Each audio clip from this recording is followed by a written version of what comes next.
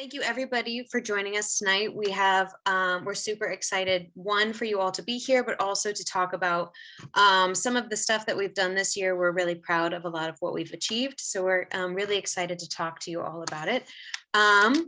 We are going to start with a financial review that Lance is going to do, and then we'll roll right into a review of our 2021 strategic goals, which covers everything from NZGDC to the Kiwi Game Starter program to even just regular infrastructure. I'm going to talk a little bit about the constitutional changes that we're proposing at this meeting today. In the Eventbrite link, there are links to the constitutional changes. So if you wanted to be able to review those changes in more detail, either now or later, that will always be there. And everything in here is a part of that kind of package. So hopefully by now you've already seen it, but we'll have a kind of a Q&A session right after I share those changes. And then we'll follow that up with a vote on the changes themselves. Then I'd like to introduce everybody to the new board, as well as introduce everyone to our new executive director, Leanne Ross. So I'll go ahead and start this off with Lance doing a financial review. Good evening all. Okay, 2021 was a very different year for all of us. I won't say the C word again, but due to it, we did not end up having a conference. So we had a lot less revenue coming through. We had 114,000 of sponsorships that came through, compared to 265,000 the year before, which included conference subs. Due to not holding a conference, the expenditure was down markedly. It's 247,000 the previous year, 37,000 this year. We also had no Kiwi Game Starter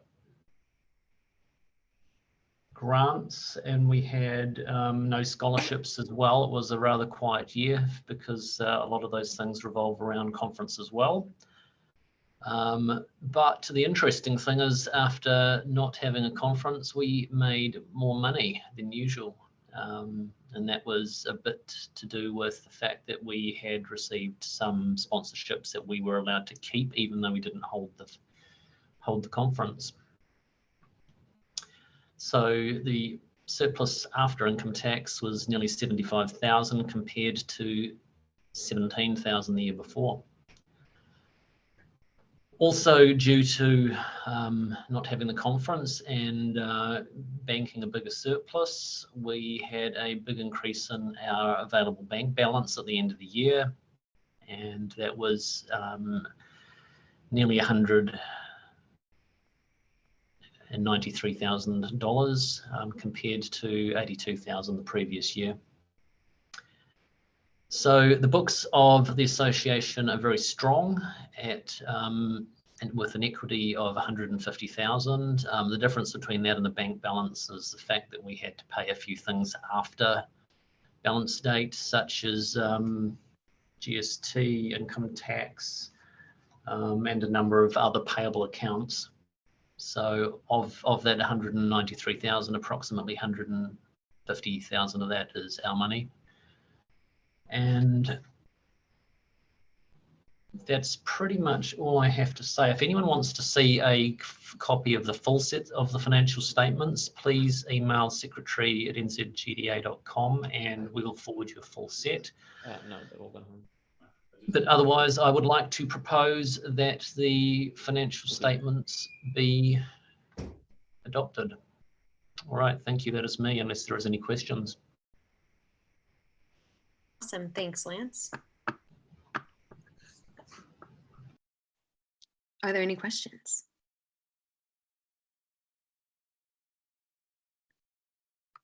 Awesome. Well, I second Lance's proposal. So if there are no objections, then we will approve the financial records. Excellent. Moving right along. we'll hand it over to Stephen to talk about some of our work with government relations and advocacy this year. Cool. So the wheels of government move very slowly. And so you don't always see the results, but behind the scenes, myself, but also a whole bunch of people who are on the board and many of the people who work in game studios have been working away, talking to the government during this term. So one of the things we've been doing is participating actively in MB's Digital Industries Transformation Plan. Some people may remember 2 years ago, we did the interactive Aotearoa report. And effectively, some of the recommendations for that are going into this plan, which is going to cabinet sometime before the end of the year. And one of the proposals, and it's a draft and it's not approved by government, is to create a game industry development plan. And we've said, like code, which is available in the Dunedin Otago region, but nationwide. So, behind the scenes, that work has been happening, and MB officials have been working on that. We've also been participating in the Screen Sector 2030 strategy to make sure that the Ministry of Culture and Heritage think about games when they think about the screen sector overall. There's a plan to put together a pan-industry body, which we would be part of as well.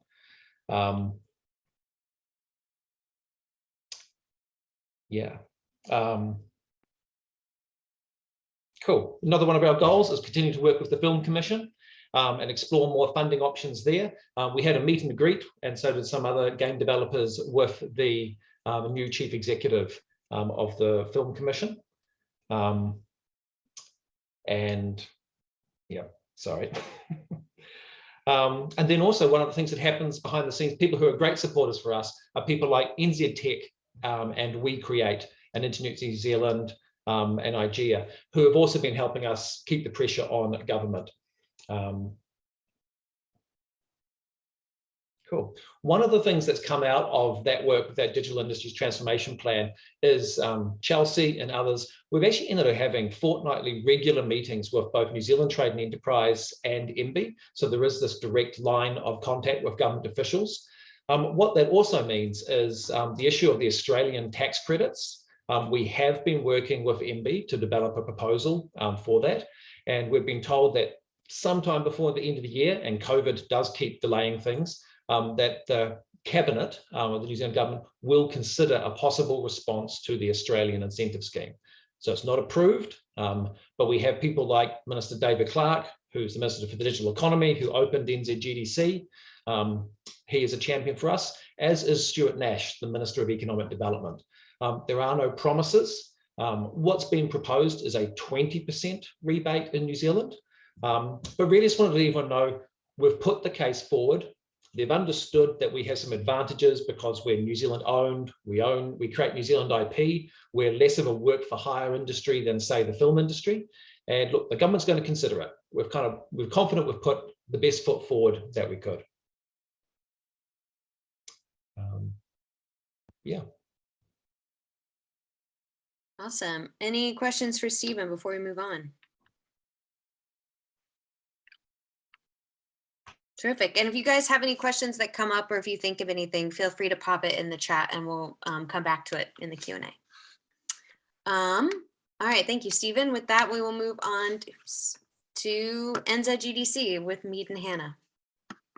Oh, so like Lance said, we did not have a chance to run the conference last year. So this year was pretty big in comparison. I think a lot of people were trying to join in. So a big thank you just once again to Hannah, Lucas and Carl, who all really helped out, made this possible. So for the conference, we had 640 tickets sold. This does include sponsorship and speaker tickets. There were 76 talks, 6 workshops, and 136 speakers that encompass all of that. There will be slides to kind of talk about the different events and the talks recorded, but yeah, I think that one, this is kind of just general one, but yeah, there we go. So the goals for NZGDC, one of the big ones was providing opportunities for personal and professional development. This, I believe, originally started kind of between both international and local people, but with the Australian travel bubble bursting, Obviously, there was a bit of a pivot last minute, which resulted in us doing digital speakers, which was an entirely new idea that we had tried to put through. So that went pretty well. We learned a lot from that, and we will be looking to improve and get more of that in the future, because it gives us access to a lot more people who in other circumstances might not be able to make it across, and provide more development for our local developers. We had workshops and talks from Unreal, Unity and Valve, which was a great way to kind of build those connections with our developers. They covered a huge range of topics and was really good at getting those connections sorted for people who wanted to reach out and do stuff overseas as well as local. Yeah.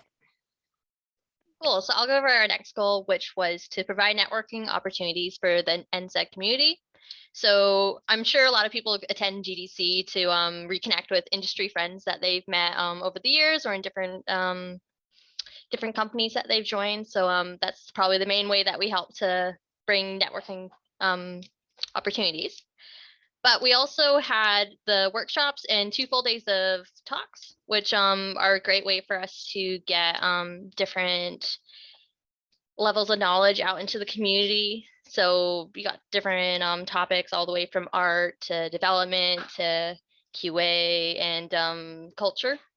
All great things to learn. We also had events that people were able to attend. We had 4 in total. Some of the big ones were the Indie Biz Showcase, where we invite New Zealand game developers to show off their games and let everyone play test and just like ask questions and interact with each other.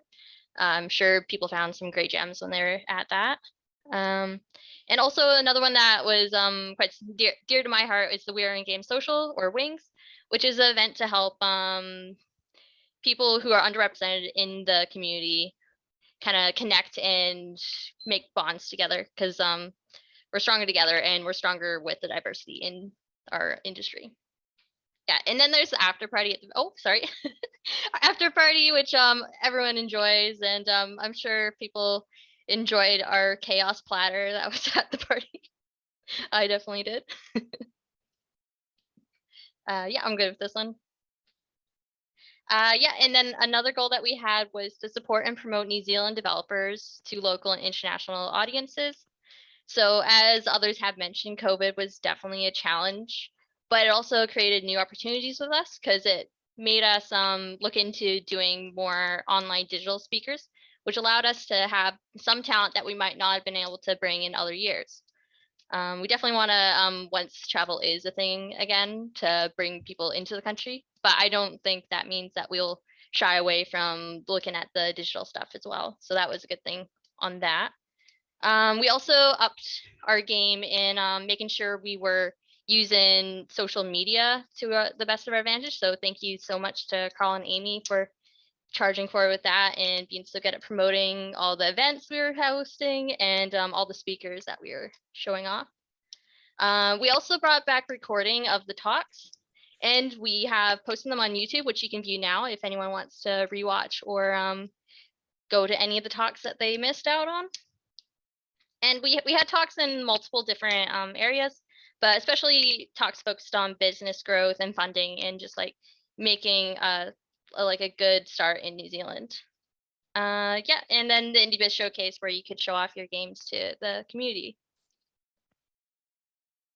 Awesome. I'd love to add at the end of that, Hannah, that with all the talks being up on YouTube since the conference, we've had 5,500 views across the talks, which is awesome when you think about 700 people attending the conference live, but that value being able to be shared since the conference online, which is awesome to see.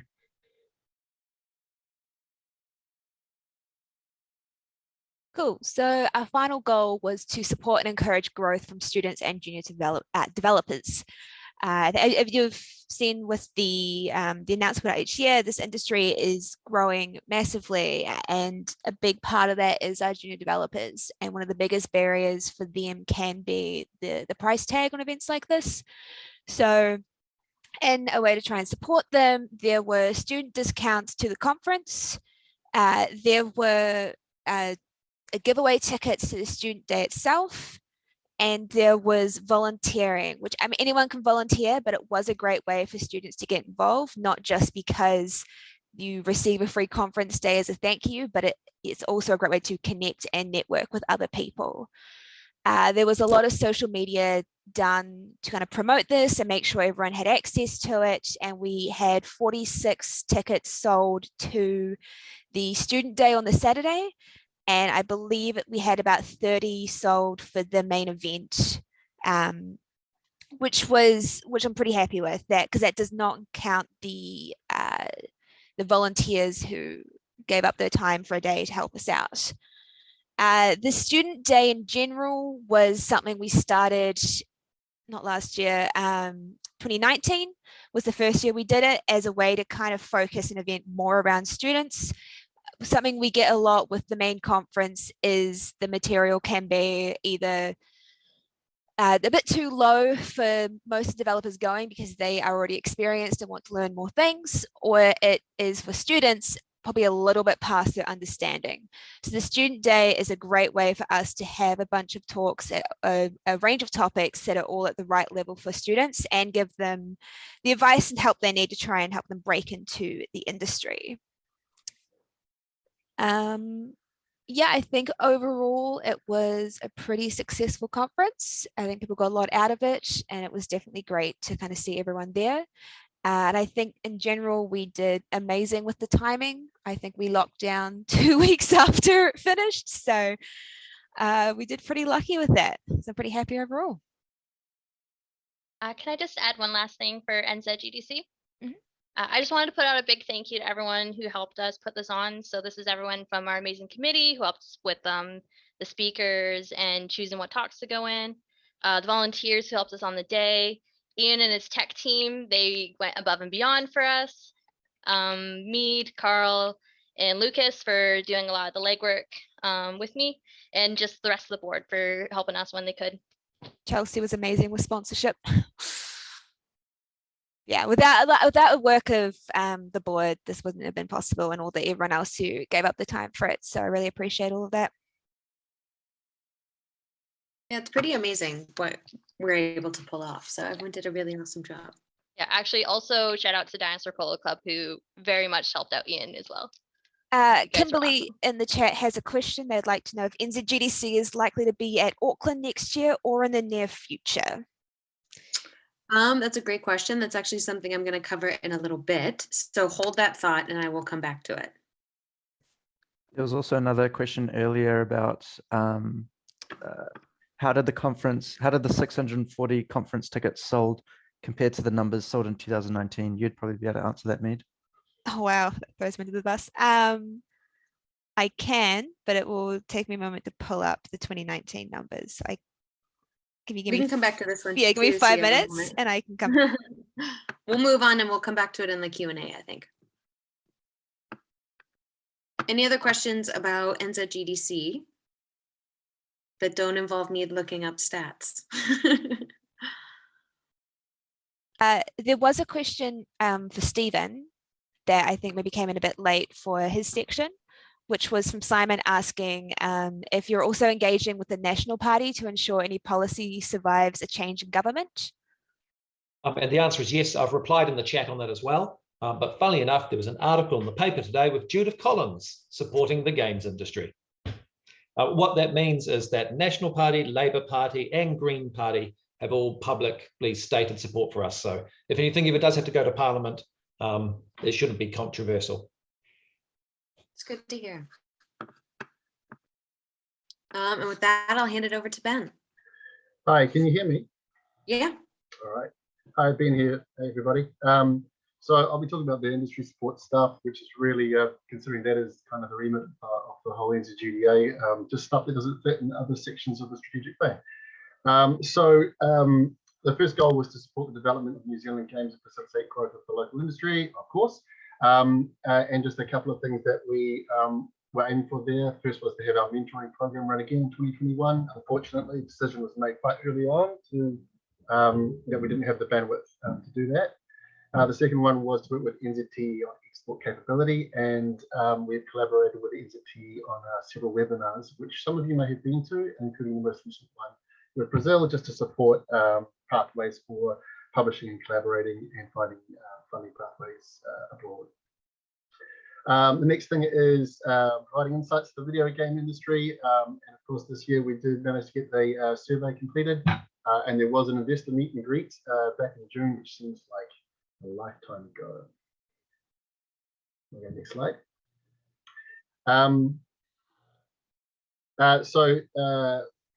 One of the goals this year, which is actually something that was pushed quite hard for me very early on, was to kind of consider the kind of new normal for how the community of practice of the NZ Game Dev community would operate, and try to figure out ways to support us all to share knowledge and grow.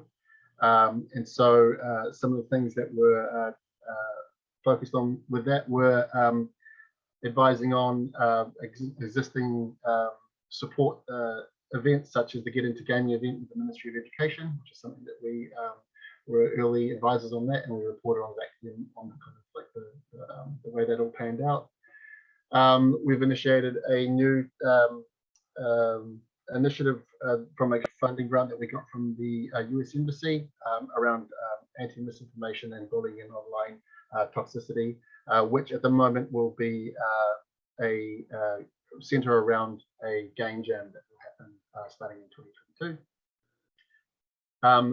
A lot of what you're about to see is all kind of the same things, all kind of built up around, is all kind of built around the notion of supporting regional meetups. So one of the challenges in the NZGDA has always been to support individual meetups, which has always been quite a challenge, partly because of moving money around and partly because we don't have the capability to support individual events. So trying to come up with a infrastructure to kind of pull everybody together to allow us to sort of support regional events and regional meetups as a kind of like a blanket approach is something that we wanted to try and do this year. Unfortunately and ironically, partly due to just COVID silliness, there were just pressures that meant that we had to divert resources. So unfortunately, a lot of this didn't get to a position where we've kind of actioned anything to the degree that we wanted to. However, that's not to say that we didn't start work on a lot of this. So a lot of consultation, firstly internally with some of the meetup groups in the New Zealand Slack, NZ Game Dev Slack, to kind of get a sense of what it is that we need to do to help support regional events. And at the moment, I guess the only win that I would say that we have is that we've created a couple of new channels, one mainly around planning in the New Zealand Game Dev Slack, to help support and kind of mine feedback for the event organizers as to how we might approach this kind of overall strategy of supporting them. So unfortunately, nothing super fancy came out of that. No centralized streaming platform or anything like that all the meetups could use, but we are working towards it. This is kind of continued on the next slide as well. I'm sort of going to repeat myself a little bit, and just kind of like coming up with things like guides and stuff like that for local meetups. Unfortunately, we didn't have resources for that. However, one thing that we did do was a pretty rigorous process of developing a safe spaces policy and code of conduct, and what do you call it? A process for handling complaints and disciplinary action, which has been tested within the NZGDA sphere of influence, including events such as NZGDC Kiwi Jam and upcoming the Regenerate Jam, which is coming in February. I sort of covered everything else there, what we didn't do. So the next one is NZ Game Dev champions and support some emerging needs. It's all sort of linked up. So one of the things that we said very early on was that we would try to work more with kind of school leavers and people kind of in that liminal space, deciding what to do next. Unfortunately, that hasn't really emerged into anything. But again, it's not like that hasn't started. There have been discussions with people in tertiary and high schools, but nothing concrete has come out of it yet. I believe. I think that's all of them. Are there any questions for Ben? There's plenty.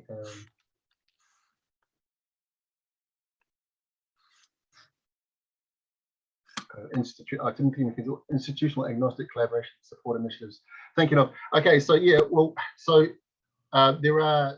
this is to Timothy McKenzie, who asked what kind of institutional agnostic collaboration and support initiatives was the NZGDA thinking of or looking at the tertiary sector. So basically, there's a lot of people who are doing fantastic effort in very disparate pockets around New Zealand. And the idea was that we wanted to try and make sure that those people were supported by the NZGDA. And so one of the problems you had is that the people who are creating these events or these initiatives, whether they be meetups or lectures or game jams or workshops or something like that, is they have their own funding pathways, which are usually linked to and have caveats from their tertiary institutions or some other, it shouldn't just say tertiary institution, some other group. And so one of the challenges is actually trying to figure out how to shift money around. So that was something that we were kind of trying to plan on so that people weren't relying on kind of guerrilla funding tactics to try and get their events up and running. So it's really just a money thing, trying to figure out how to support everybody, be able to shift money quickly. As you might imagine, trying to support one-off individual events is very difficult from a financial perspective, just because of all the paperwork involved, and so it's sometimes not tenable. Awesome. Thanks, Ben. Yeah. All right, we'll hand it over to Lucas. Hi, everyone. So I'm going to be talking about the Kiwi Game Starter competition. So at the start of the year, the 2020 Kiwi Game Starter hadn't actually wrapped up. So a lot of the time spent at the start of the year was trying to figure out kind of what we're going to do with that. And through some switches in internal board staff, we finally got things going. So it was kind of a rough start to the year. We were definitely on the back foot. But we got the judging completed. We were unable to do a live presentation, but we got together a live stream that ran pretty well, thanks to Ian Shepherd at Cloudfire, who really helped us out with that presentation. The winners from 2020 were Whistling Wizard with Rose and Locket, and they've been working away really hard this whole year, and I know that they've been in extensive contract and publishing negotiations with international publishers, which is very exciting. And second place was Battle Cruisers from Mecca Weka, and they've been doing really well as well. Quite early on, we decided that KGS 2021 was not going to happen. So this year's competition we skipped over and moved on straight to 2022. So 2022 has been lined up. Thanks to University of Canterbury, we have the first prize sponsorship ready to go. The competition will open at the start of December, and it will run. We'll be accepting submissions through the summer, ending in late February. And then we'll start with the usual process of doing selection judging and then finalist judging. So we will be hitting you all up to help us out with some of those judging processes, and I look forward to working with some of you out there with that process. I think that's it for me. Thanks, Lucas. Are there any questions about KGS? Yeah. I'll check the chat. Nothing in chat. Okay. Awesome. Moving right along to Carl. Yeah, hey everyone. Yeah, so this will be just really quick. There weren't explicit like strategic goals from the NZGDA. I joined the board in January and just quickly kind of latched onto social media because I really love it, and I've had such a fun year just exploring and expanding what the NZGDA can do and communicate. Twitter is our biggest platform with 4,120 followers. And we've at the very end, I'll mention all the different kind of platforms that we're active on and what our following is there. Media and PR though covers a lot, and everything that's been mentioned so far requires communication and posts being put out. So social media and kind of media and PR is active throughout all of the previous initiatives as well. Just a quick stats for people that like stats. The kind of people that have engaged with us through Twitter. This is the Twitter stats. It's pretty similar to what it was last year. But what's really interesting is you can see our best month of the year is July around NZGDC. We tweet a lot more. There's a lot more people engaging with us, with the speakers and everything. So it's pretty obvious that that is our biggest month of the year. So yeah, that's the time that we're most active on social media. Going to the next slide. The kinds of content that we post or that we have posted throughout the year that we've been experimenting with is memes are a great way to communicate with the community and keep the community engaged and cross post between different platforms. Our most liked tweet is a meme, which is, it's good. I think that's the nature of what social media is like these days, but it's been really fun exploring that with the team and just seeing what opportunities there are of sharing meme content. Posting resources is really valuable that the community really enjoy. This was an E3 page that I created with all the times in New Zealand for the international announcements. And just little things like that I think the NZGDA can do a really good job of providing value to the community with. And then things like announcements, like when Umarangi Generation won the Grand Prize Award at IGF, it was really awesome to be able to share that and spread the message and spread the good news for the New Zealand games industry. So yeah, moving on to the next slide. Our newsletter is something that we put out every month as a way to keep in touch with our core audience. Everyone interacts with the NZGDA from different areas, but what's good about the newsletter is it's someone that's actively given us their email that we know is kind of wanting to receive this news. At the moment, that's how our membership works. That's how a lot of you probably found out about the AGM. We have 2,980 subscribers at the moment. This is all going to change next year once we change our membership, which Chelsea's going to go into, but we're still going to keep up with the newsletter because it's just a great way to keep up to date with the latest news and events happening in the community and even internationally. So the newsletter has been fun.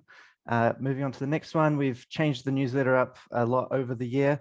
We've added Te Reo into the titles of each section with the help of Johnson, and it's been really cool just to see it evolve.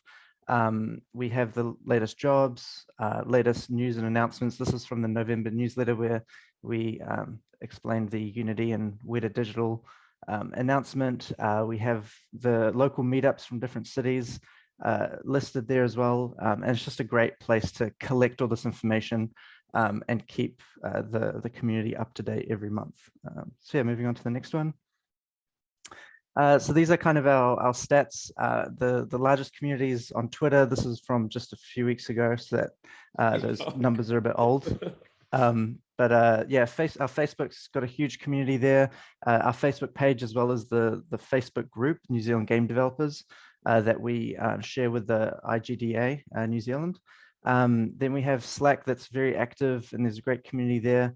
Our YouTube channel is growing as we're uploading webinars every month too, which we're really enjoying, providing value that way from the NZGDA. Instagram has been fun to play around with. There's a TikTok there at N0, which I'd like to see a TikTok strategy from the NZGDA in the future, which we'll see whatever happens with that. But I've seen some really interesting engagement happening on TikTok. So it would be cool to get some NZGDA presence and New Zealand game developer presence there. So interested to see what happens there. And yeah, just the website blog posts. There's tons of really important articles that we kind of repurpose and post on the website. That's a good resource for anyone interested in what's happening in the New Zealand games industry. So yeah, I think that's it. Yeah, and this is just one screenshot of all the different types of content and images that I've created throughout the year. Hannah's been amazing at turning around content as well. As you can see, NZGDC is a huge time where tons of content is needed and requested. Yeah, that's just kind of some of the activity that's been happening throughout this year. And I think that's it for social media. Awesome. Thank you, Carl. This is always such a huge lift because I think that I am not good at all with social media. So I'm always so grateful that you do this and you put in so much work. So thank you so much for doing all of this. You and Amy together have been such a tremendous resource throughout this whole year. Are there any questions for Carl? Getting lots of compliments in the comments for your newsletter, Carl. All right. Oh, next is me. I'm going to just talk a little bit about infrastructure. One of the big goals, one of the things that I really wanted to do when we started this term was to help just institute some like updated functionality and usability across a lot of our tools to make it easier not only for the board to operate but for people to access the information that we have. One of my goals was to do some improved policy and procedure documentation to help with handovers, which we did put together. But the problems that solved are also going to be solved by the new board structure. So that didn't help a whole lot. I set a lofty goal of wanting to try to do some fundraising for non-NZGDC related events, just so that we could do more sponsorships of things like the New Zealand Games Festival or even like Tech Week events. But it's really challenging to raise money during a pandemic. So that one I did not do. We also want to update the website to improve usability and we have all of these great resources and information that we have kind of stored on our Google Drive, and we want to start putting more of it on our website. We did not get the chance to do that this year, but we are going to be making a lot of website updates in this upcoming year. So I'll probably leave this goal on there for this upcoming year. Any questions about infrastructure? If you think of any questions about any of these topics related to the strategic plan, feel free to pop them in the chat and we'll try to go over them during the QA. I'll try to go through these changes quickly because again, you've probably already seen them. Basically, the board spent the lockdown period reviewing the NZGDA Constitution and came up with a couple of these 5 major changes to it. There are a lot of kind of small grammatical changes, and we changed the way that the document was ordered, but these represent the 5 major changes. The first kind of group of changes is the structure of the board. The first is we created this idea of what we're calling our executive board member groups. And the reason for that is because we want to make sure that there's a good representation of all of the different types of voices and perspectives and insights that exist across our industry. And typically what we've seen in the past is you'll get a lot of representatives from the really big studios, but not so many from the independent studios, or even from, education or some of these more like game tangential fields. So we wanted to create special seats for each of those groups so that you're making sure that you're getting a good diversity of voices and people are feeling represented kind of no matter where they sit in the industry. We also increased the board term from 1 year to 2 years. So going forward, all board members will serve for 2 years. All elected board members will serve for 2 years. And this is to help remove the problem that we have where every time the board changes over, like in our board, for instance, if you have a lot of changeover, there's so much knowledge that gets lost or documents that just like disappear into the ether. So we're going to have half the board elected every 2 years. The next section is the way that those board members get elected. So the first change is we moved from 9 seats to 11. And that's because we wanted to distribute seats across these new member groups. And we also added 2 new officer roles. So there was always a chairperson and a secretary, and we've since added the vice chair and the treasurer. And that's just to make it so that you have a greater distribution of responsibility across those board member roles. And then lastly, we created 2 different types of membership, and I'll go into this a little bit more detail in a couple of slides, but we basically, this idea of membership has always been really loose with the NZGDA, and we wanted to make that much more clear. And so we've created memberships for individuals and memberships for organizations. So it's like businesses and studios. And I'll cover that in more detail in a later slide. So this is kind of how those executive board member groups will work. There will be 4 seats for major games and studios. That's any business that has at least 21 or more full-time employees or contractors. 4 seats for independent game studios, that's 20 or fewer. And then we have what are called like general category. So that can be, you know, if you're an industry adjacent sector like film, television, board games. It might even be like the people who help to service the game industry. So accountants, lawyers, consultants, people from government ministries, departments, councils, education, those kind of all fall under this general category. And we've added 1 appointed seat to each of those categories. And the reason for that is what we have found in the past is that when it comes to the election, you know, a lot of people run, but we're often not thinking about, you know, what skill sets or areas people have a lot of experience in. So you might, you know, come to have the board and you have nobody who's ever run an event before. And then NZGDC becomes exponentially harder to plan because you don't have anybody with that experience. So by giving the board the opportunity to appoint members, now they can add skill sets that they know are missing from the particular board set, while also maintaining that distribution across the board member groups. And this is kind of how it looks. And I'm sorry, I don't know why this picture's blurry. I'll make a better one, I promise. But essentially you'll have the 2-year seats are elected in odd and even years. There will be appointed positions that are only filled for 1 year. Our executive director and our program administrator will both sit on the board, but they won't vote on resolutions. And there were a couple of questions about these changes that were submitted to we had like a form where you could submit questions. And so I wanted to make sure that I addressed those. The first was, how will the board, we're going through this board that we have right now, that was just elected, which I'll introduce them in a moment. This is what's going to be called the transition board, because we're kind of in this middle period halfway between where we want to, you know, where we are now and where we want to be. And we've tried to make this kind of intermediary period as fluid as possible so that we can learn from what we like and what we don't like. So this year, the 9 board members that we have, 4 of them will fill 2-year term seats, and we'll choose amongst ourselves which of those will fill a 2-year seat. And again, they need to fill those EB member groups. So it might be possible that we don't have the exact makeup of what we need to fill those seats. So next year's election, for instance, if we're not able to fill all of the 2-year term seats, we'll fill them for next year. We'll fill them this year, and then next year there will be an additional 1-year term seat available. How do the appointed seat works? Well, we left this intentionally kind of vague in the Constitution because we want the board to be able to respond in an agile way to different challenges that the industry might face. Oh man.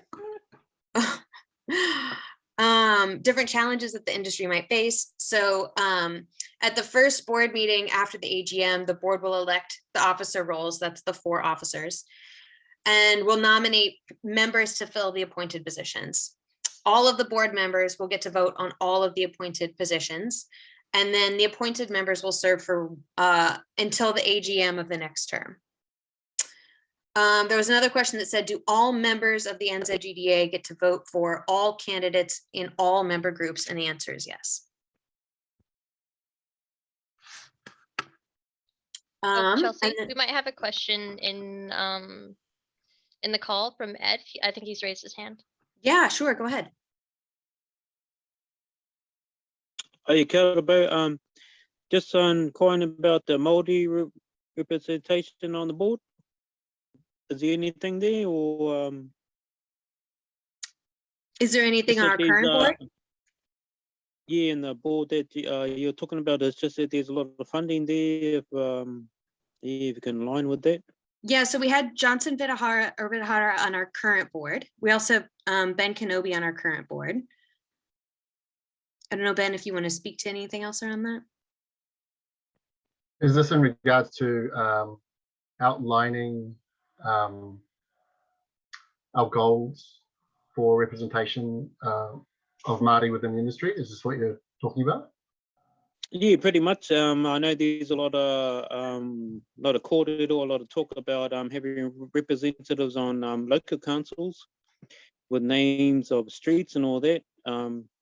Maybe it might be sort of like a consideration to have a Māori representative on your board or committee or whatever you got going there, because I sort of heard a lot of people maybe represented in certain areas, but I haven't heard no Māori. That's just maybe a funding resource that that you can maybe tap into. Yeah, thanks for that. No, it's a good thing to bring up. At the moment, we don't have any from a representation perspective. There's no mandate. That word's just stuck in my head.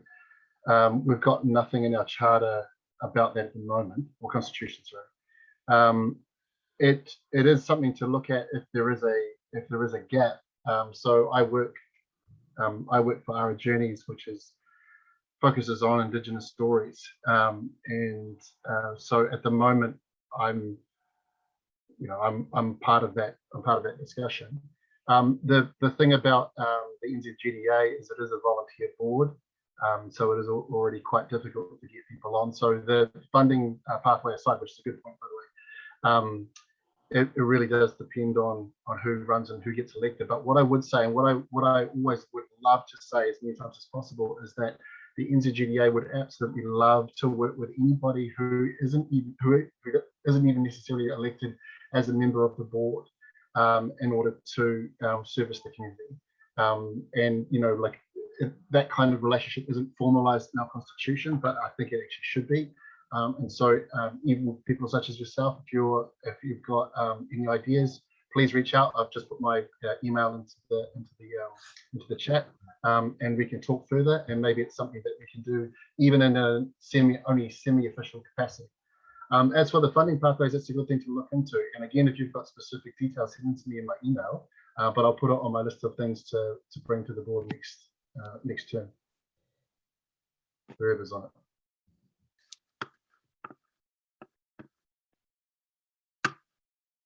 Awesome, Ed. Hopefully that answered your question. Are there any other questions?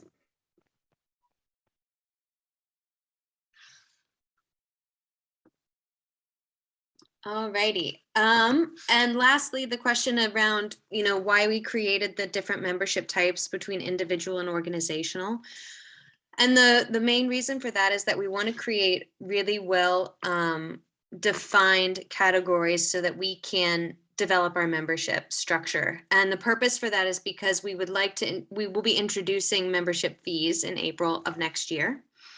And the reason that we are doing that is because right now, as a volunteer-run organization, we're almost entirely dependent on government grants and funds, that sponsorships from NZGDC, and very frequently, as kind of political tides change and programs change, it can become harder and harder for us to continue to run our programs in a sustainable way. And we have talked to a lot of different people about this kind of throughout the course of the year. And it's something that I think the NZGDA has always wanted to do, or has talked a lot about doing in the past. And the program that we've come up with is essentially a way for people to get, the vast majority of people will get an individual membership for free through their work. So if you work for a game studio or a business that has an organizational membership, then you can automatically get an individual membership for free. And even if you don't, if your studio has an organizational membership, you're not absolutely required to redeem that for an individual membership. So we're not kind of forcing you to become a member. You'll just have that opportunity. If you don't work for a studio that has an organizational membership, you can get a membership for free by buying a ticket to NZGDC, because your membership will be included in the ticket price. Or if you don't want to do either of those things, you can buy an individual membership via nzgda.com. And of course, we're planning to have a program. So if there is somebody who can't get a membership through traditional means and for some reason is not able to afford an individual membership, we do not want to exclude them from membership to the organization. So we are planning to have programs to address needs that are like that. Organizational membership prices for studios and businesses will be based on headcount. That was a discussion that we had during the studio managers meeting at NZGDC, and it was one that was heavily favored. So that will be our plan. Instead of doing a revenue-based model, we'll do a headcount-based model. And throughout kind of Q1, we'll be setting up all of the infrastructure needed to support the membership program. So that's, creating accounts on our website, all of the resources that we'll need both for individuals as well as studios, everything that everyone will need to make sure that you have all the information for that membership structure. And nothing will be actually due until April 1st of next year. So we have lots of time to think about it. All right. So with that, I'd like to go ahead and do kind of a pause and see if there are any questions in the chat that we haven't answered already. I have the info for a ticket if we want to go over that real quick. Yes, go ahead and do that one. Cool. So in 2019, we sold roughly 540 tickets, which is 100 less than we did this year. The other big thing that I actually forgot to mention about NZGDC this year is we did workshops differently. So in the past, workshops have been automatically included in your ticket. And then there was, we've struggled to make it as less confusing as we can, but I think it was hard for people to figure out what made them qualify for a workshop and they could sign up. So this year, your tickets didn't include workshops and they were sold separately. So the workshop tickets we sold was maybe 150, and that was on top of the 640 full conference tickets that we sold. Whereas in the 2019, that 540 tickets include the 120 workshop spaces. Also, I'm not sure what slide it was supposed to be, Chelsea, but we haven't talked about NZGDC locations. Yeah, it looks like I have accidentally skipped my highlights slide where I was going to talk about that. Oh, great. Yes. But yeah, hopefully that answers the questions on ticket sales. So we were pretty hyped that we had so many, especially because I know some people have taken, just revenue hasn't been as great post-COVID, but we had quite a good showing and we had more space this year as well. So that all turned out really well. Awesome. Thank you, Mead. The question around NZGDC coming to Auckland. Yes. So we were very fortunate this year in that Wellington NZ, which is the economic development group for Wellington, reached out to the NZGDA to see if we would be interested in partnering with them to help support NZGDC as an event in exchange for anchoring that event in Wellington for 3 years. And we discussed it basically throughout the course of the year. And the funds that they were offering for support were very significant. They were to date, we have about $270,000 of contracts that we're getting ready to sign. And that's just for the first 2 years. And that can help support kind of everything that we want to do in terms of expanding the event and making it open and accessible to more people. And it basically helping to fuel access and content that can be delivered locally at that conference. And the more money that we're able to kind of shuttle into the event, that means the more money we can use from our own funds to support our other programs like Kiwi Game Starter, the mentorship program. There are so many events that people reach out to us for that we can't do either because we don't have the funds or because we don't have the bandwidth. And a lot of them are really, really great programs. Like it's stuff at Tech Week that are hosting, women in games lunches and, people going and giving talks to schools on the West Coast and kind of all of these really great programs. So what we're going to do is for the next 3 years is host NZGDC in Wellington and use a lot of that support funding that is available.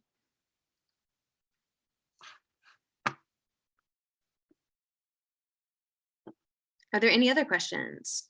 There's a question on when tickets will be available. I'm assuming you're asking about NZGDC tickets. Hannah, correct me if I'm wrong, but we have not got a set date at this time that tickets will be going out. No, we don't have set date yet, but the next conference, if everything goes to plan, will be held in August next year. Yes. So we'll be definitely before August. Yeah. I do believe we're going to try and get stuff organized quicker and sooner this year because next year, because there is the conference we're planning is going to be a lot bigger. So to make sure we have time for everything planned, tickets should hopefully be going out quicker than they did this year. And yeah, just what Kylie said, thanks Wellington City. It is a lot of money and we appreciate it. Yeah, and a lot of it's geared like that's specifically meant to help us to attract bigger speakers and help publishers who can meet with indie devs and have, you know, these buying spaces where people can pitch to their projects to publishers. Like Wellington is going to host them with like lodging and tours and all that stuff to help attract a lot of the like businesses that normally we would have to travel to them, you know, at GDC or at Gamescom or these types of things. These funds will allow us to help bring those things to us. So people who wouldn't be able to afford to go to those events, you know, hopefully now they don't have to. Right now they can just go to, they don't have to go to San Francisco. They can just come to Wellington. That's the goal anyway. Yeah, there's a few questions in the chat above that. Do you want me to read them out, Chelsea? Sure. Yeah, we have one from Jamie on, I'm fairly new to the NZ game dev scene. Are there any initiatives to steer younger Kiwis onto a game dev career path? I have a couple of teens who are thinking about future careers at the moment, but game dev just doesn't seem to be something pushed at school. Yeah. I'm gonna hand that one to Ben. Yeah. I was writing it out and I just saw hands writing. Yeah, so this does relate to the stuff that I was talking about before. So yeah, thanks for the question, Jamie.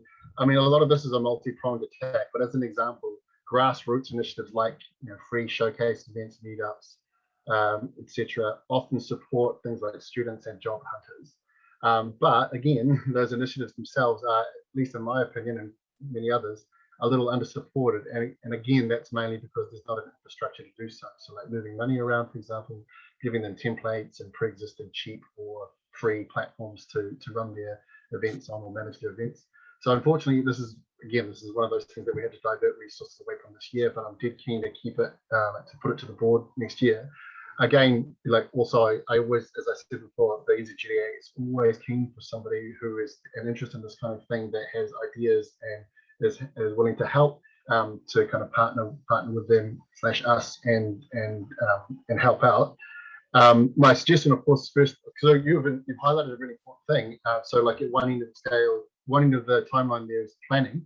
And even up until this year, there was very little conversation between a lot of the events as to even just like what date they were going to be on. And so that was the first step to make sure that we're talking before these events go out. But then there's also like the kind of like the actual putting together of like the infrastructure for the event, like the safe spaces policy. Some of that's been done this year, some of it hasn't. But then after that, there's things like promotion and ticketing. And so like the fact that you don't know about some of the things that might already be happening, where are you geographically? You don't say, but yeah, like the fact that you don't know about some of the things that might be happening just down the road. Dunedin, oh, that's interesting. Probably got one of the strongest cities in the country. Is actually part of the problem. So being able to make sure that everyone, that our constituents know everything that's going on. So yeah, it's in the mix. It's not as robust as it should be. And yeah, as I said to everybody else, hit me up on my email Tim at Code Dunedin for sure, or myself or anyone else on the board. We'd love to help connect you. But for the time being, maybe jump on the New Zealand NZGDA /IGDA NZ Facebook group, and that's probably a good place to start to kind of connect you and yours. Yeah, I got another one from Simon, which is, will universities have a membership based on the number of courses they teach in game development? Or if they offer game-specific degrees, is there an opportunity to run something like Skill Set in the UK where universities pay for game companies to review their degrees? That's all great questions. I'm going to address the first question first, which is is it going to be based on the number of their courses? And the answer is no. It will just be based on the type of institution. So if you're either a university, it'll be one set fee. And if you're like a smaller polytechnic or institute, it'll be a different fee. It'll be a smaller fee.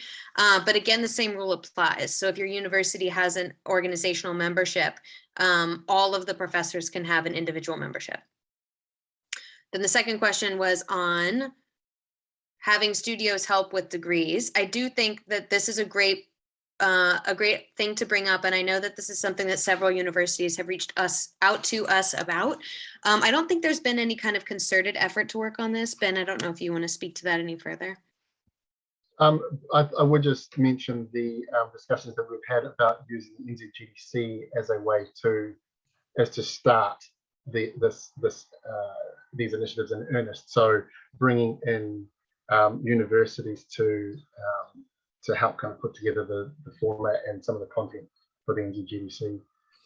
Yeah, that's a great thing actually to mention, because there was one of the things that we had talked about doing was even having kind of a separate, not separate, but like a dedicated section of NZGDC that is for academics in games. So people who are doing academic research in games and user behavior and things like that, because I think that that's a topic that we might cover in kind of little pockets, but I know that there's a lot of interest for it in New Zealand. So we talked about doing maybe like an afternoon session that's dedicated to that.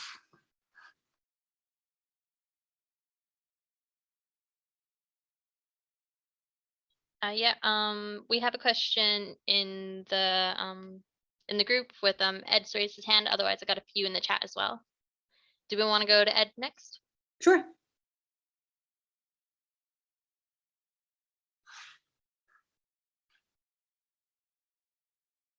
Ed, did you have a question? Does the hand come down? Oh, yeah.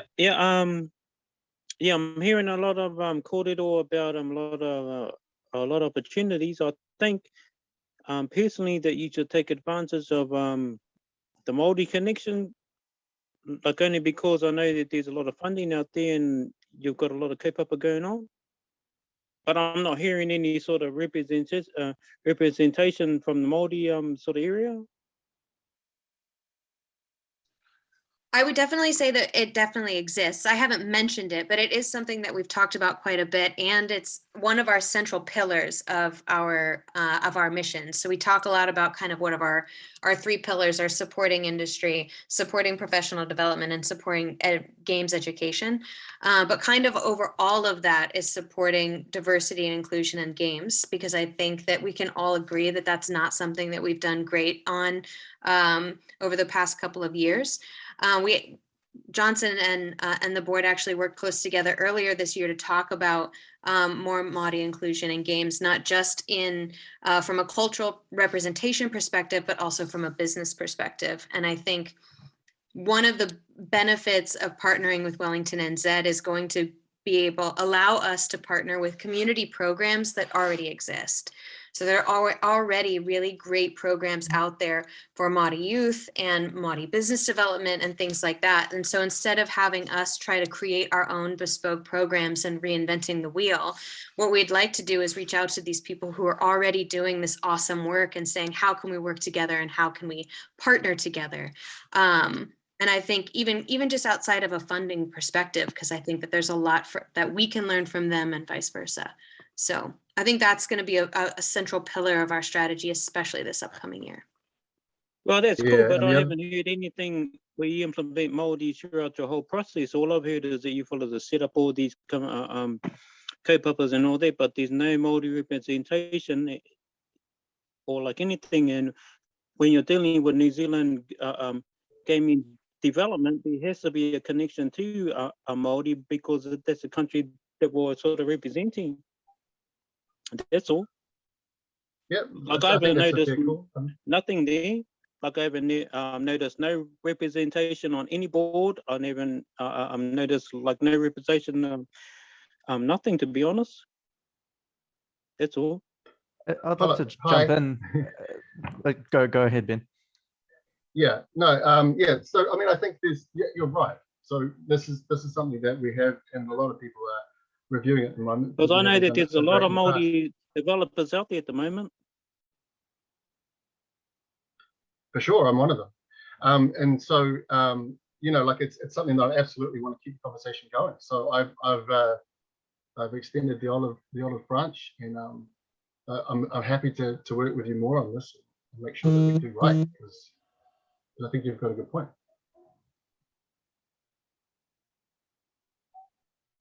I can't know who's the top Māori game developers, and they're not even sitting here at this AGM. They're doing anything.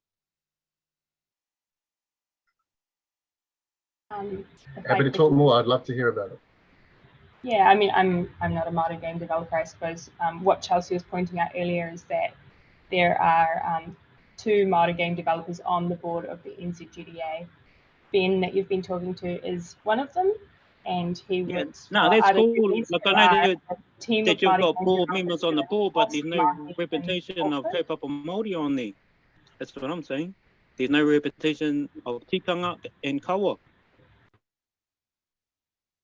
Fair enough. It's Stephen here. Just as Chelsea mentioned, it is a shame that Johnson Wihihera, who's one of our other board members, is not here, because as part of our strategic plan, he did prepare a section on these topics, and so we have actually done some work in the strategic plan to address these issues. Carl mentioned a little bit earlier about how we're adopting it in adoption of te reo, but the points you're talking about we have discussed. And for instance, you know, we're discussed at the conference this year as well, and several panels as well. So look, we agree with you, Ed. Absolutely, Ed. Like I'm not putting like anything on like on your fellas kaupapa. Like I just know that there's a lot of funding where you can branch out just using games. You're talking about 3D animation, kōrero and all that. There's a lot of funding there. Maybe that's something that you can tap into, because what I'm seeing right now is that there's like I'm a Māori developer myself, but I'm the only one coming from my iwi, and I know the bro's probably there, and he's representing Araraki. Well, he's representing his kaupapa, but that's about it that I see. Yeah, no, you're right. It is a real problem, and one of many that we've got. But I take talk with your fellas, support your fellas, kaupapa hard. I look forward to hearing more of. Please reach out. I've actually LinkedIn you. Hope you don't mind. Actually, look, on building on your topic, Ed, about funding, one of the things I skipped over on the government relations slide earlier is we have been talking to the Ministry of Culture and Heritage about cultural games. And for instance, in their Te Urangi Innovation Fund that they established this year as part of a COVID response, we lobbied them to include cultural games. And I was really pleased to see that at least 3 or 4 Māori gaming projects or AR and VR projects did get funded. So that was something that we encouraged the ministry to do. Now, I've seen that I'm going to be presenting this weekend from the Waikato region. But I know what you're talking about. Awesome. So the good thing is the judges and assessors of that program now actually understand that video games and AR and VR is an eligible art form. Well, that's cool. That's cool, but when you're talking about New Zealand history and Māori history, then you got to go back to the iwis, and then you got to go back to the maraes, and then you got to talk, what is it, kōrero, wānanga, and talk to them. Maybe having a person that can represent your sort of industry and talk to the iwi or the rōpū, and there may be something to your advantage, I reckon. I agree. If I can add in an idea potentially here. So I met with this really wonderful man called JT. He actually comes originally from a professional sporting career, and he helps Māori and Pacifica people move into the tech industry after they've finished their professional sporting careers. And we've had wonderful kōrero lately, and he's helping our company with our Māori journey, so we can learn more about the impacts of colonization and how to bring a lot of Māori values into our business. So I would. Well, that's cool, but we're talking about a gaming development sort of angle. Yeah, but he can teach us so much within game development, and they help run Māori Land up in Otaki. So I can definitely broker a connection between their awesome team and the work that they're doing there, and what they could teach the whole games industry and all of our businesses, if that would be useful. He's a really wonderful man. Awesome. Thank you, Chantal. Yeah, Would we like to move on to the next question, Chelsea? Yeah, so let's try to do like one or two more, and then we'll try to close it out. Just cognizant of time. Cool. All right. So Sam asked, how might NZGDC location affect membership fees? And then, e.g., Wellington-based studios versus others around the country. Not necessarily saying it should be, but any combos around that to date. I would say no. The fees will not be related to where NZGDC is or regional location. But It's we just based have on head started count. discussion. Forgive me if I'm wrong, but we did start discussion around that. I can't remember what we talked about, but it was something around, you know, We talked about this considering for so long. sponsorship, like what do you call it, scholarships and stuff like that. Yes, we did talk about scholarships for travel to NZGDC.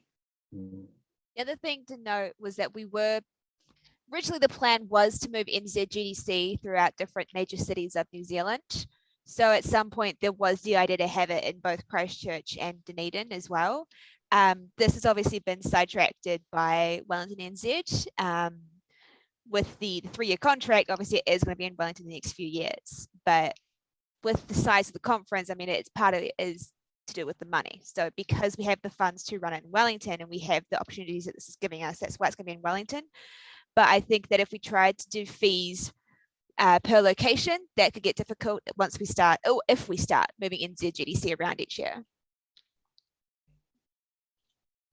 Yeah, I think the strategy would be better spent on trying to make it more, like easier for people to get to NZGDC through NZGDC. So yeah, scholarships and stuff like that. But sorry, forgive me if I'm wrong, Chelsea, but the discussion with Wellington NZ is around, like, there's certain requirements, correct? But at the moment, the NZGDC is coupled with those requirements. So there aren't any requirements. The only major requirement is for us to have it in Wellington.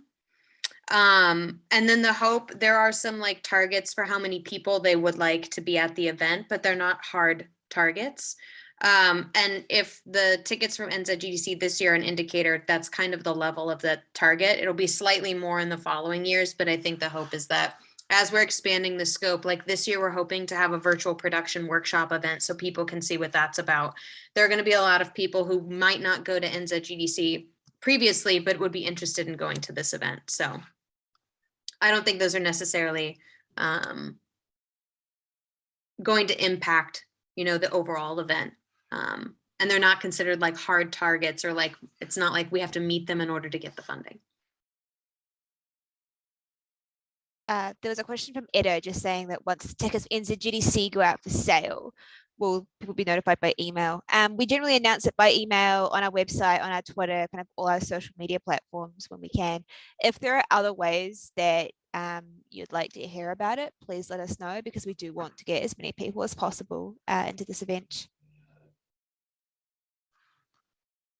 Alrighty, so I'm gonna pause the questions there, but if you have any other questions that you'd like to ask, feel free to shoot either myself an email, which is just chairperson@nzgda.com, or you can just shoot an email to the general info box, post it in Slack, Facebook. We monitor those pretty regularly. So if any of these questions come up, like, please don't hesitate to reach out. And with that, what we would like to do is because we're making constitutional changes, we have to take an official vote. So if you go to this website right now, which you can do on your phone, you can do it on your computer, and it's simply just to take a vote on whether or not you are in favor of the constitutional changes. Can everybody see the poll screen? Oops. Again, that's just pollev.com/info NZGDA 740. Or the link that Carl has nicely posted in the chat. Need elevator music playing. Yeah, Chelsea, the poll is full and no longer accepting responses. Let me fix that. Hold on a second.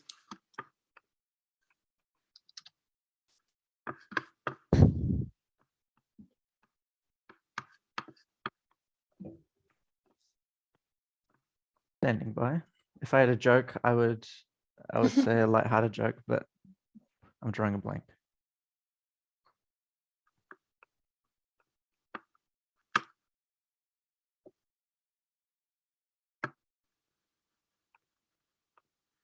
Man, I even tested it.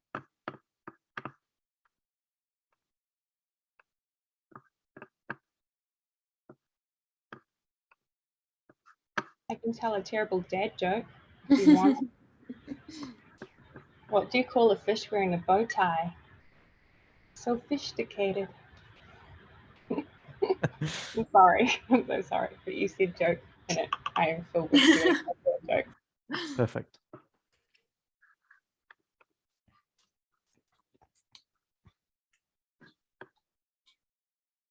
Alternatively, we can get everyone to post in the chat and collect the answers that way, but don't list your answer just yet until we know if Chelsea can figure it out. Well, I received, apparently there's a limit of 35, and there are how many people in this? 39. 39. So I think that that counts as a majority, and I can print this.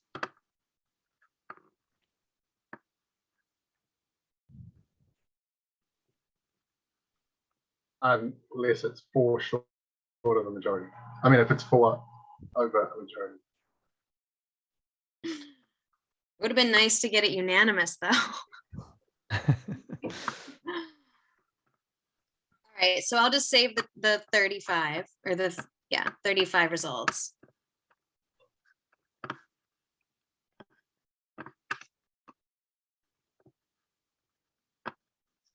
Let me go back to this.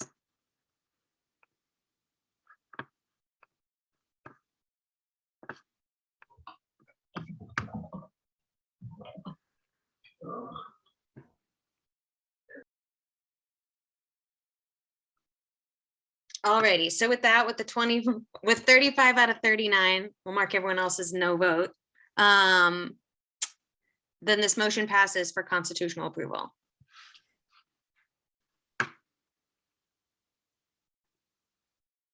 All right, and with that, now that we have that, I can officially introduce our new executive board for 2021 to 2022. You probably already know a lot of these faces. Many of them are the same. We would also like to welcome Rachel from Rocketworks, who will be joining the board this year. So big round of applause for Rachel and everyone else who joined the board. Congratulations, Rachel. We're excited to have you. Obviously, we have a lot of exciting stuff in the works. Next, we are also very, very excited to introduce our new executive director, Leanne Ross. I think that the NZGDA has been working for a long time to hire an executive director. It's something that kind of all of my predecessors said, this is something we really want to do. So I think we are all super excited to welcome Leanne to the NZGDA. She will be officially joining us, I want to say January 10th. I feel like that's right. Yeah, so she's awesome. She got to meet with a few of the studio managers already. And yes, we're super excited to have her with us. So I'd like to turn it over to Leanne to say a few words. Thank you, Chelsea. Ko airani te turanga waiwai, ke te noho o ke o te pote. Ko airana te iwi, ko Leanne Ross toko ingoa, kia ora tātou, especially hi to a few other folk down in Dunedin. I know Wade and Kylie, I can see in the comments.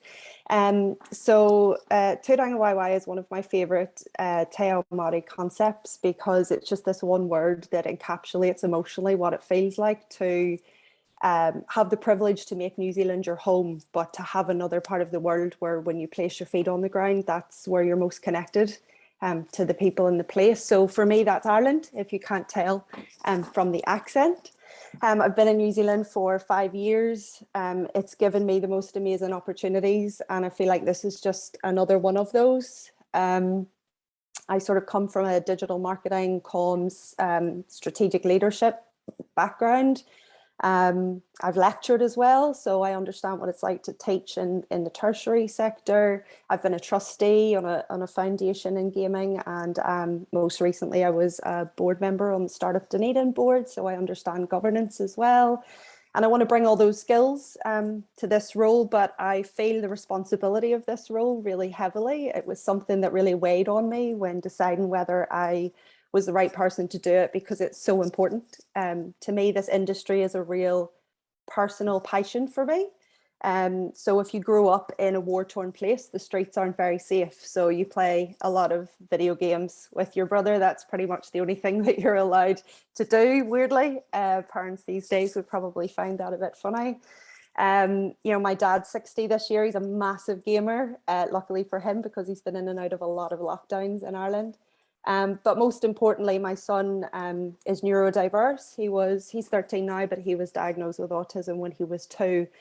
Interactive media in general, but particularly games, from the Angry Birds days right through to being online on his PlayStation 5 now, is just how he navigates a really complex world. So that idea of inclusion and diversity is really important to me, as is a commitment to my bicultural competency, because I'm an Irish girl who doesn't have an Irish name. I wasn't allowed to learn my language, so that's definitely something that I try my best to be on that learning journey with here. And I'm just really excited to work with you all, to meet you all. My role is here to serve you, is the way that I see it. So I can't wait to hear how I can do that. And yeah, it's just exciting, scary, great, and just a real privilege to work alongside you.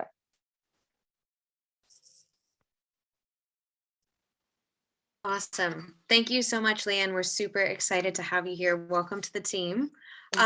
With that, I'd like to, I want to thank everybody for coming tonight, and also to the board for all of their hard work this year. We're obviously super excited to see what we can continue to do next year. Our next goals will be, now that the Constitution changes have been passed, we will go ahead and start, we'll nominate our officer roles at our next board meeting and share those in the newsletter.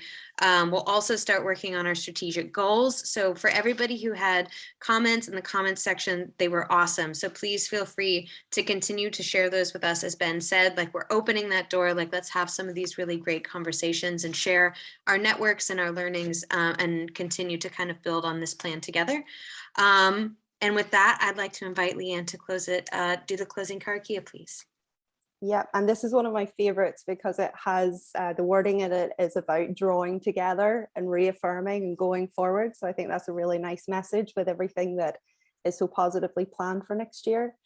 Unahia, unahia, unahia ki te uru tapanui, kia wātia, kia mama, te nākau, te tinana, te wairua i te ara takata, koira I rongo, whakairia ake kurunga, kia tina tina, huie tākie. Kia ora, everyone.